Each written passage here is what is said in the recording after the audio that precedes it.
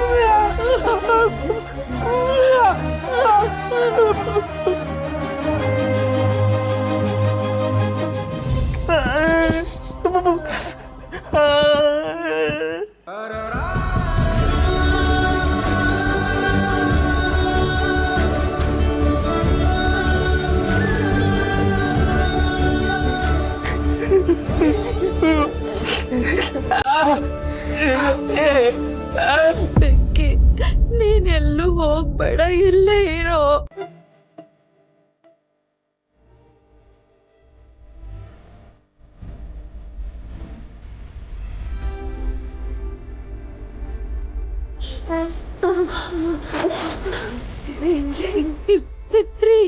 ಅವನು ಹೋಗ್ತಾ ಇದ್ದಾನೆ, ಹೋಗ್ಬೇಡ ಅಂತ ಹೇಳ್ರಿ, ಅವನಿಗೆ ಹೋಗ್ಬೇಡ ಅಂತ ಹೇಳ್ರಿ.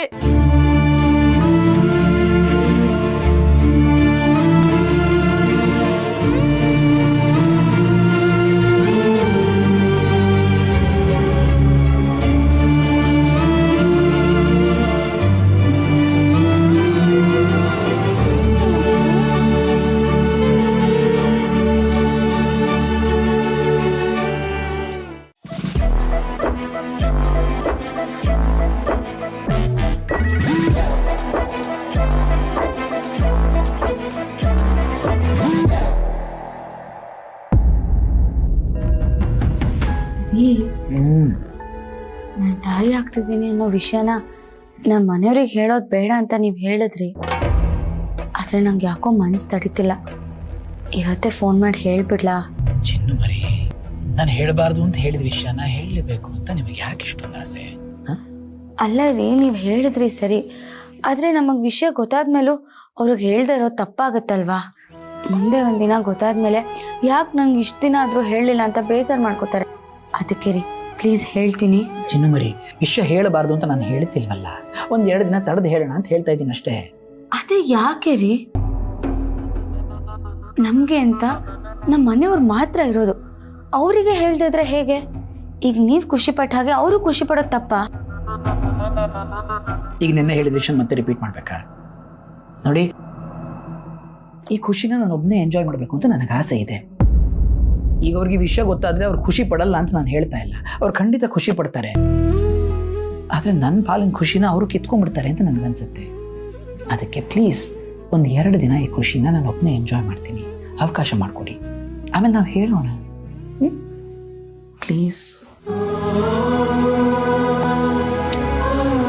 ಎಷ್ಟು ತೋತಾಯಿರಿ, ಬಂದೆ.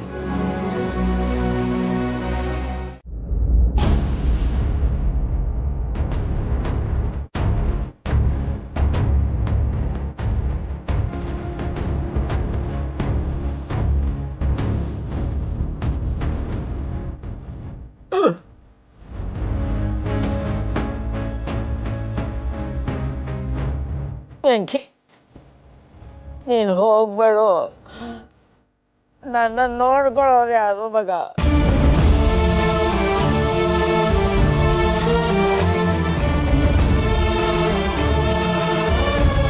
ಅಜ್ಜಿ ಸಾಕು, ಸುಮ್ಮನಿರೋ. ಇಷ್ಟು ದಿವಸ ಅವನಿಗೆ ಪ್ರೀತಿ ತೋರಿಸಿದ್ಯಾ ತಾನೆ? ಈಗ ಅವ್ನು ಕಳಿಸ್ಕೊಡು. ಏ ಯಾಕೋ ಹಿಂಗಾಡ್ತಿದ್ಯಾ? ನಿನಗೇನು ಕೇಳು ಬಂದಿದೆ? ಯಾಕಜ್ಜಿ ಅಷ್ಟೊಂದು ಶಾಪ ಹಾಕ್ತ್ಯಾ? ನಾನು ಈ ಮನೆ ಮಗ ಅನ್ನೋದು ನೆನಪಿರ್ಲಿ. ಯಾಕ್ರಿ ಪದೇ ಪದೇ ಮನೆ ಮಗ ಅಂತ ಬಡ್ಕೋತೀರಾ? ನೀವು ಅತ್ತೆ ಮಾವನ ಹೊಟ್ಟೆಲ್ಲಿ ಹುಟ್ಟಿರ್ಬೋದು, ವೆಂಕಿ ಹುಟ್ಟಿಲ್ದೇ ಇರ್ಬೋದು. ಆದ್ರೆ ಅತ್ತೆ ಮಾವ ಯಾವಾಗ್ಲೂ ವೆಂಕಿನ ಮಗ ಅಂತಾನೆ ಸಾಕಿದ್ದಾರೆ.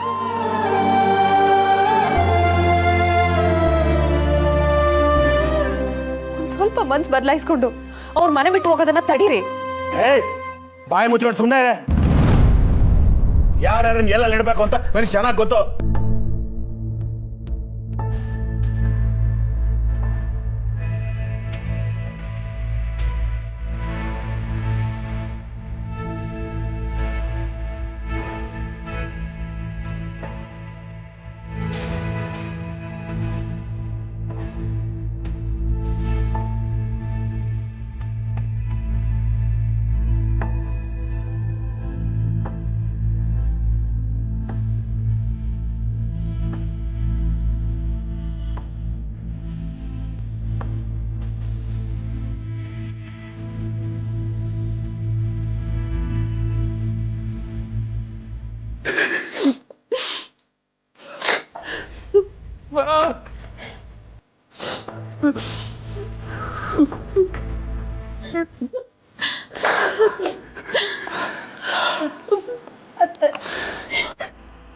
ಮಾವ ನಮ್ಮನ್ನ ಖುಷಿಯಾಗಿ ಕಳ್ಸ್ಕೊಡಿ.